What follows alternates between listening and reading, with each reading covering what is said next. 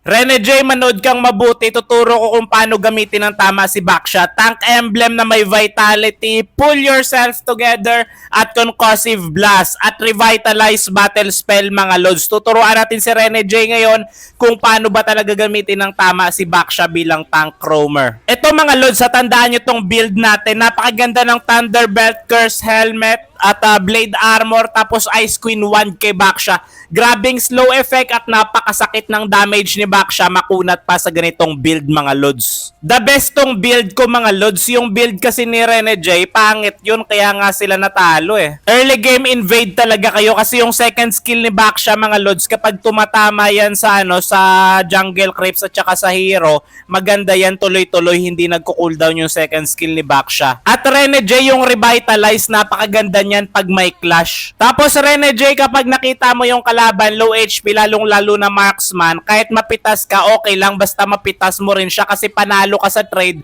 pag marksman yung nakuha mo. Ganon yun Rene J. Tandaan mo to Rene J, yung backline ng kalaban talaga, yung mga mage marksman, yung priority targeting ni Baksha. Tingnan mo tong ginagawa ko Rene J. Yung Eudora, yung tinarget ko kasi si Baksha may easy access to the backline siya eh. Talunan niya yung mga nasa backline na kalaban. Kapag ang kalaban naman nakikipagsabayan hampasan, lugi sila kay Baksha kasi yung ulti ni Baksha ang sakit eh. Kagandahan rin kasi kay Baksha, yung passive niya may anti-heal na kahit hindi ka na bumili ng ng Dominance Ice, okay lang kasi may anti-heal ka na kapag gamit mo si Baksha, di ba ang sakit? Ayan, bumili na rin ako ng Ice Queen 1. Dapat Rene J mag Ice Queen 1 ka rin kay Baksha kasi yung Thunderbelt at Ice Queen 1, napakagandang combo yan.